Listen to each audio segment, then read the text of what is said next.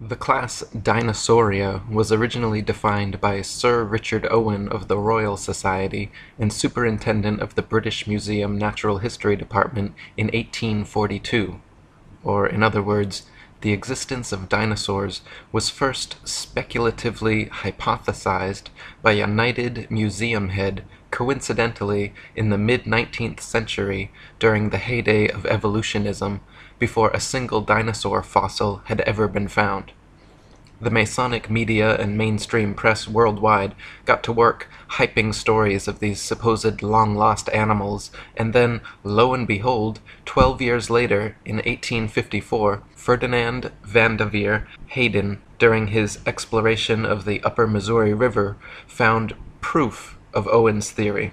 A few unidentified teeth he mailed to leading paleontologist Joseph Leidy, who several years later declared them to be from an ancient, extinct Trachodon dinosaur, which, beyond ironically, means rough tooth. Firstly, it should be needless to say that it is impossible to reconstruct an entire hypothetical ancient animal based on a few teeth. But even more importantly, it is dubious that a myriad of ancient reptile, bird, and reptile-mammal transitional forms necessary for the blossoming theory of evolution would be hypothesized and then conveniently discovered by teams of evolutionist archaeologists purposely out looking to find such fossils. And it is even more dubious that such fossils have supposedly existed for millions of years, but were never found by or known to any civilization in the history of humanity until evolutionism's Masonic renaissance in the mid-19th century. David Wozni wrote, "Why are there no discoveries by Native Americans in all the years previous when they roamed the American continents? There is no belief of dinosaurs in the Native American religion or tradition. For that matter, why were there no discoveries prior to the 19th century in any part of the world? According to the World Book Encyclopedia, before the 1800s, no one ever knew that dinosaurs existed. During the late 1800s and early 1900s, large deposits of dinosaur remains were discovered. Why has man suddenly made all these discoveries? No tribes, cultures, or countries in the world ever discovered a dinosaur bone before the mid-1800s, and then they were suddenly found all over the world in North America, South America, Europe, Asia, Africa, Argentina, Belgium, Mongolia, Tanzania, West Germany, and many other places apparently had large deposits of dinosaur fossils never before seen. All these places were inhabited and well explored for thousands of years before this time. Why had no one ever found a dinosaur fossil before?" According to the book The Dinosaur Project, paleontological journalist Wayne Grady claims the period following this, from around 1870 to 1880, became a period in North America where some of the most underhanded shenanigans in the history of science were conducted.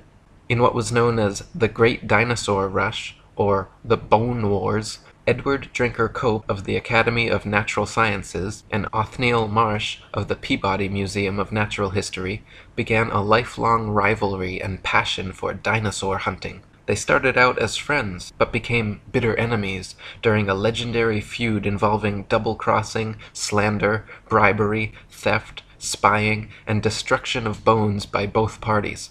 Marsh is said to have discovered over 500 different ancient species, including 80 dinosaurs, while Cope discovered 56. Out of the 136 dinosaur species supposedly discovered by the two men, however, only 32 are presently considered valid, as the rest have all proven to be falsifications and fabrications. None of them once claimed to find a complete skeleton either, so all their work involved reconstructions. In fact, to this day, no complete skeleton has ever been found, and so all dinosaurs are reconstructions. David Wozni wrote, "Discoveries and excavations seem not to be made by disinterested people such as farmers, ranchers, hikers, outdoor recreationists, building construction industry basement excavators, pipeline trench diggers, and mining industry personnel, but rather by people with a vested interest such as paleontologists, scientists, university professors, and museum organization personnel who were intentionally looking for dinosaur bones or who have studied dinosaurs previously. Finds are often made during special dinosaur bone hunting trips and expeditions by these people to faraway regions already inhabited and explored. This seems highly implausible. More believable is the case of the discovery of the first original Dead Sea Scrolls in 1947, which were unintentionally discovered by a child and which were all published by 1955. In some cases of a discovery of dinosaur bones by a disinterested person, it was suggested to them by some professional in the field to look or dig in a certain area. Also very interesting to note are special areas set aside and designated as dinosaur parks, for which amateur dinosaur hunters are required to first obtain a dinosaur hunting license. Whatever destination these establishment-funded archaeologists and paleontologists set, it seemed they found incredible numbers of fossils in tiny areas. In one of the largest dinosaur excavation sites, called the Ruth Mason Quarry, over 2,000 fossils were allegedly discovered. Casts and original skeletons assembled from these bones are currently on display in over 60 museums worldwide. Florentino Ameghino, head of paleontology at La Plata Museum, is amazingly responsible for 6,000 fossil species supposedly discovered throughout his career, all in Argentina. Dinosaur hunter Earl Douglas sent 350 tons of excavated dinosaur bones to the Carnegie Museum of Natural History throughout his career, all coming from the Dinosaur National Monument in Utah. During an expedition to Patagonia, Dr. Louis Chiappe and Dr. Lowell Dingus supposedly discovered thousands of dinosaur eggs at a site of only a few hundred square yards. Many experts have mentioned how such finds of huge quantities of fossils in one area by just a few highly invested individuals goes against the laws of natural probability and lends credence to the likelihood of forgeries or concentrated planting efforts. David Wozni wrote, "Dinosaur bones sell for a lot of money at auctions. It is a profitable business. There is pressure for academics to publish papers. Museums are in the business of producing displays that are popular and appealing. Movie producers and the media need to produce material to sell to stay in business. The mainstream media loves to hype alleged dinosaur finds. Much is to be gained by converting a bland, non-dinosaur discovery of a bone of modern origin into an impressive dinosaur find and letting artists' interpretations and imaginations take the spotlight rather than the basic, boring, real find. There are people who desire and crave prestige, fame, and attention. There is the bandwagon effect and crowd behavior, and then there are people and entities pursuing political and religious agendas. Highly rewarding financial and economic benefits to museums, educational and research organizations, university departments of paleontology, discoverers and owners of dinosaur bones, and the book, television, movie, and media industries may cause sufficient motivations for ridiculing of open questioning and for suppression of honest investigation. The fact that T-Rex bones have sold at auctions for upward of $12 million shows how lucrative the field of dinosaur hunting can be, and it just happens to be museum officials who serendipitously seem to make the most prolific finds. The first dinosaur to ever be publicly displayed was the Hadrosaurus folci at Edward Drinker Cope's Academy of Natural Sciences in Philadelphia. The bones were co-discovered by Joseph Leidy, Cope's esteemed professor, and the man responsible for the Trachodon Toothosaurus. The original Hadrosaurus reconstruction, which is still on display today, shows a huge plaster-cast bipedal reptile standing upright, using its tail as a third leg. What few people know, however, is that no skull was ever discovered, and no original bones were put in the public exhibit. David Wozni wrote, "A visual and a sculptural artist were promptly hired to invent a skull, and from the illustrations of another artist, who had depicted the iguanodon, the two artists drew the same face for the Hadrosaurus folci. The people involved could now technically defend the existence of this dinosaur if someone were to ask. The stunt worked out so well and fooled the public so thoroughly that they could later change the head of the creature without anyone noticing. To this day, Hadrosaurus folci is on display at the Academy of Natural Sciences in Philadelphia. The bones are said to be kept behind heavy closed doors, but a plaster copy is exhibited in their place. So we learn of an iguana skull being substituted for the skull of a dinosaur on display. What was the public told at the time? What are we not being told today? What we are not being told is that this is the rule and not the exception. To this day, not a single complete skeleton of any dinosaur has ever been found. All the museum displays, models, mannequins, cartoons, and movies of prehistoric monsters you have ever seen are all imaginative reconstructions based on incomplete skeletons arranged in a manner paleontologists believe to be most realistic. Furthermore, the skeletons exhibited in museums are all admittedly intricate fabrications made of plaster, fiberglass, various epoxies, and other animal bones, not original fossils. When dinosaur bones are transported and prepared, they use strips of burlap soaked in plaster to jacket over the fossils. Then, after applying a tissue separator to keep the plaster from direct contact with the bone, the soaked burlap strips are laid on until it is totally encased in a protective, mummy-like coating ready for safe transport. In an article titled, "A Fossil's Trail from Excavation to Exhibit," one insider remarked that, through mold making and casting, we can totally fabricate limbs, ribs, vertebrae, etc. for the missing pieces of an articulated skeletal mount. Plaster, fiberglass, and epoxies are often and commonly used. In reconstruction work on single bones, small to large cracks can be filled in with mache or plaster mixed with dextrin, a starch that imparts an adhesive quality and extra hardness to regular molding plaster.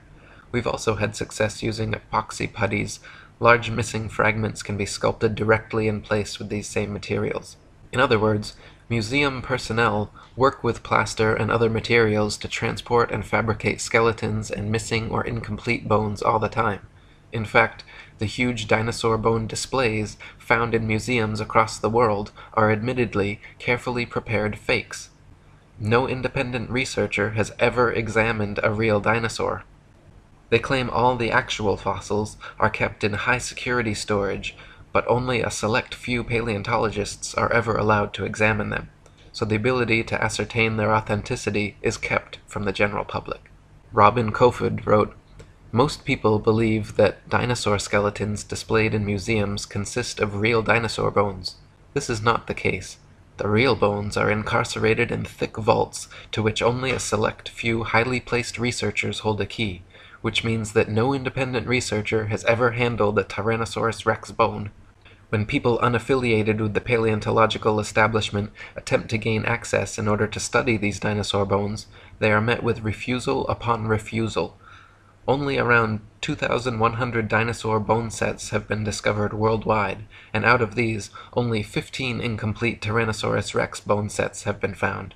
These dinosaur bone sets have never formed a complete skeleton, but from these incomplete bone sets, paleontologists have constructed a hypothesis about the appearance of the whole skeleton which they have modeled in plastic.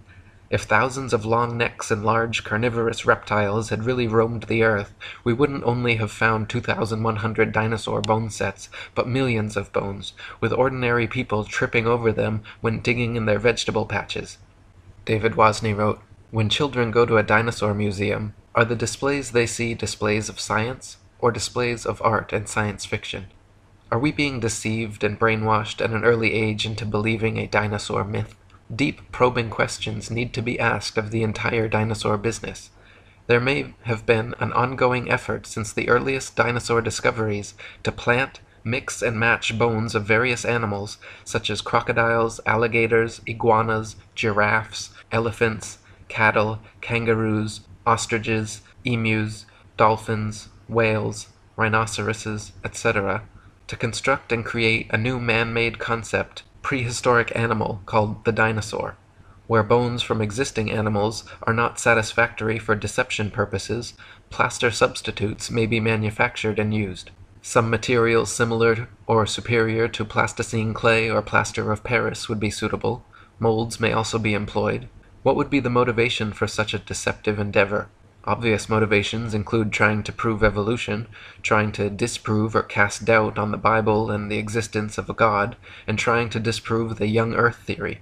The dinosaur concept implies that if God exists, he tinkered with his idea of dinosaurs for a while, then probably discarded or became tired of this creation, and then went on to create man. The presented dinosaur historical timeline suggests an imperfect God who came up with the idea of man as an afterthought, thus demoting the biblical idea that God created man in his own image. Type dinosaur skulls into a search engine, and you will find a variety of replicas, tailor-made dinosaurs, and museum-quality skeletons.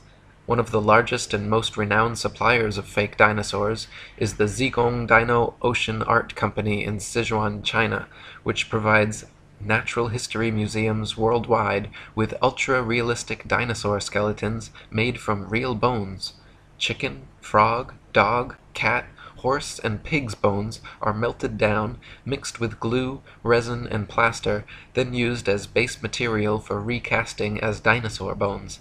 They are even given intentional fractures and an antiquated, fossilized look to achieve the right effect. Their website boasts over 62% of our output goes to American and European markets, which means we will understand and are familiar with the intricacies and regulation of exporting to these regions. Since we are a partner of dinosaur museums, all products are made under the guidance of experts of the Chinese Academy of Sciences.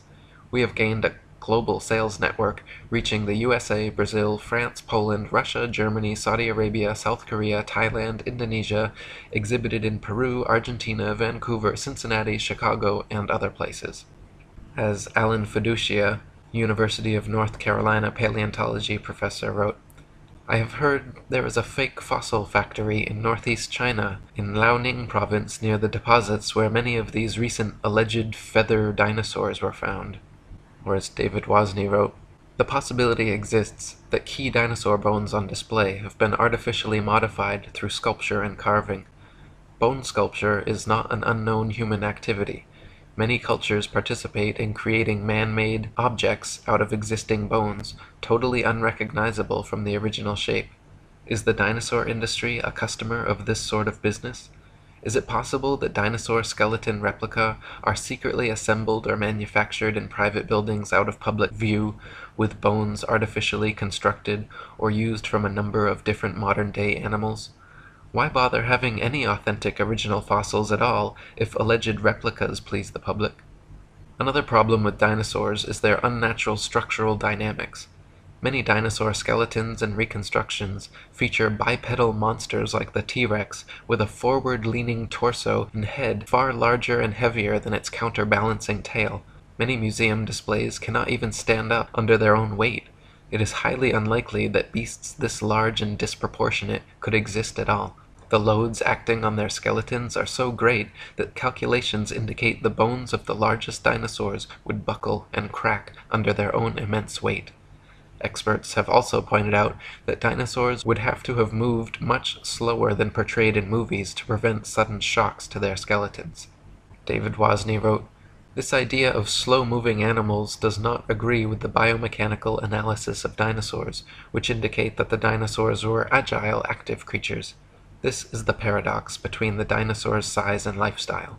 Many displays and drawings of dinosaurs appear to be an absurdity, showing a two-legged animal that would be totally off balance, with the weight of head and abdomen much greater than weight of tail, which is supposed to act as a counterbalance.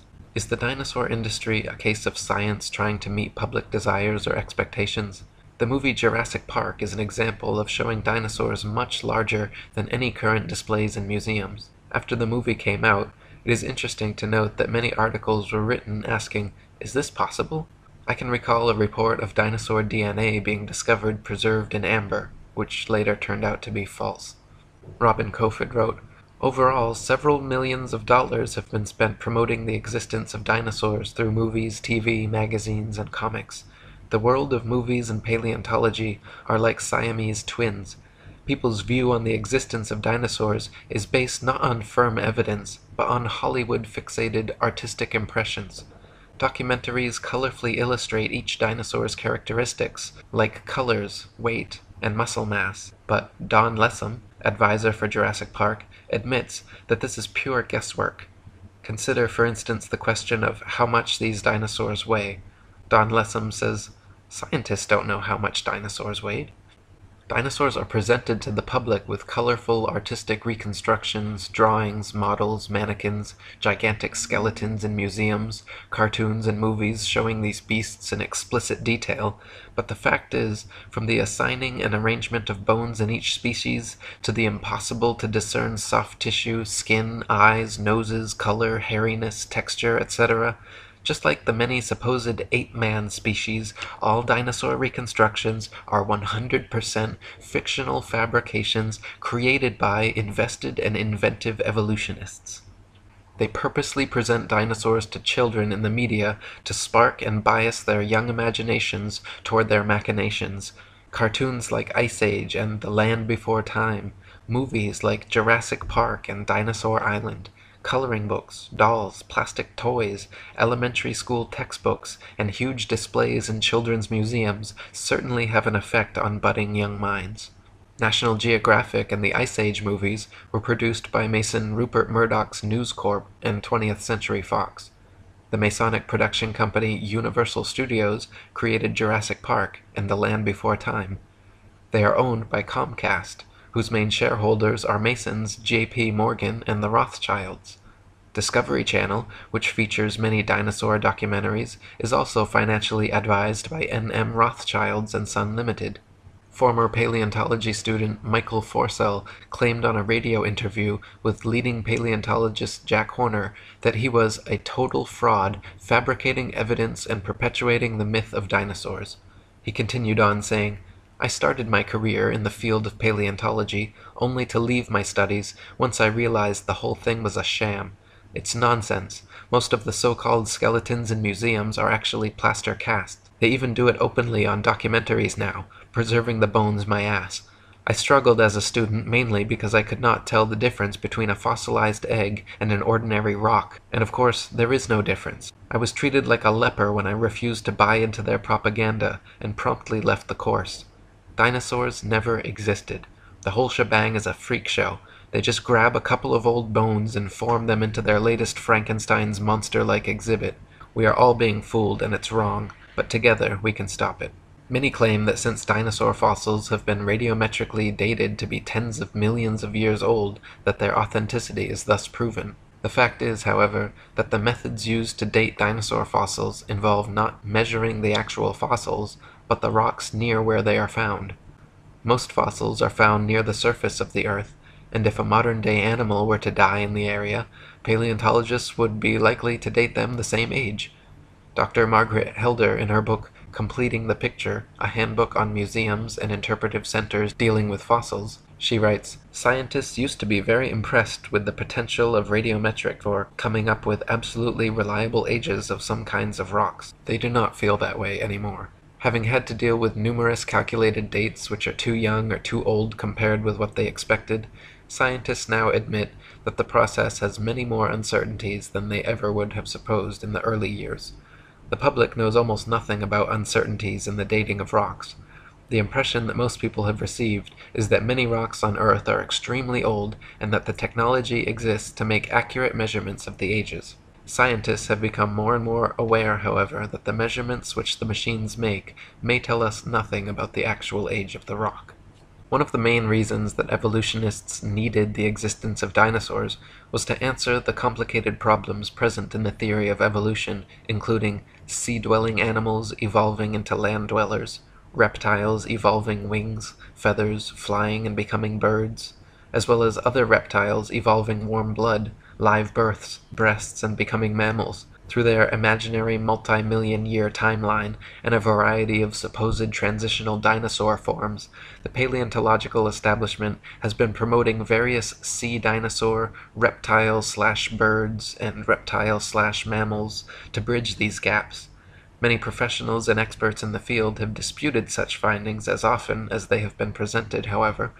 Dr. Storrs Olson, a Smithsonian Institute scientist, wrote, "The idea of feathered dinosaurs and the theropod origin of birds is being actively promulgated by a cadre of zealous scientists acting in concert with certain editors at Nature and National Geographic, who themselves have become outspoken and highly biased proselytizers of the faith. Truth and careful scientific weighing of evidence have been among the first casualties in their program, which is now fast becoming one of the grander scientific hoaxes of our age.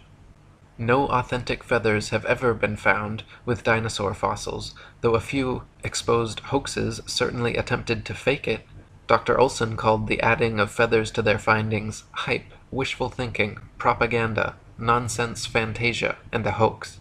In the 1990s, many fossils with feathers were supposedly discovered in China, suspiciously close to the Zhejiang Dino Ocean Art Company, but when examined, Dr. Timothy Rowe found the so-called Confuciusornis was an elaborate hoax. He also found the Archaeoraptor, supposedly discovered in the 90s, was composed of bones from 5 different animals.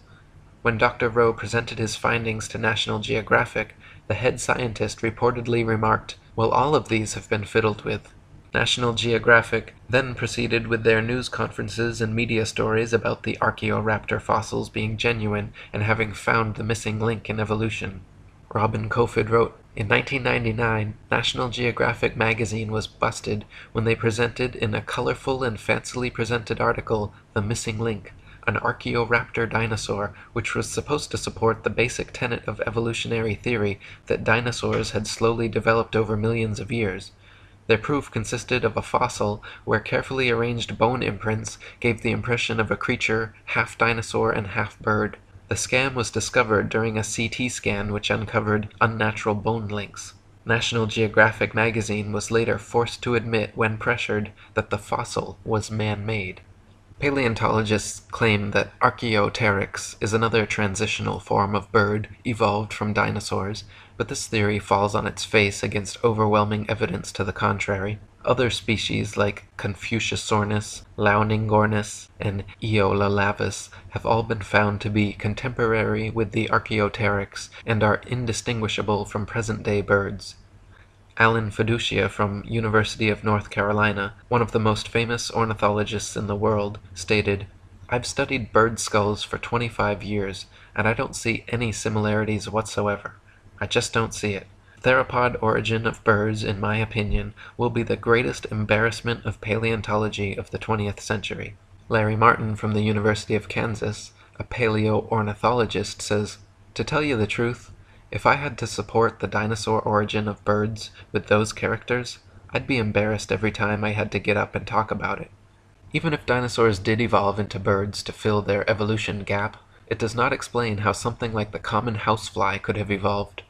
Flies flap their wings simultaneously 500 times per second. Even the slightest dissonance in vibration would cause them to lose balance and fall. But this never happens.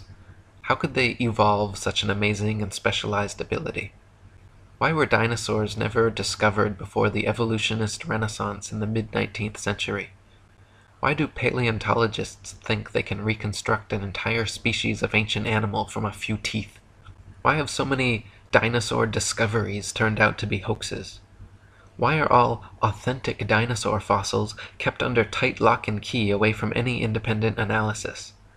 Why has erosion and weathering not destroyed all these supposed prints and fossils that are allegedly millions of years old? If dinosaurs were supposedly wiped out by a meteor impact or other such catastrophe, why is it that all the other various animal species that exist today were not similarly wiped out? There are many more questions which need to be answered before anyone in their right mind should consider the existence of dinosaurs anything but a convenient evolutionist myth.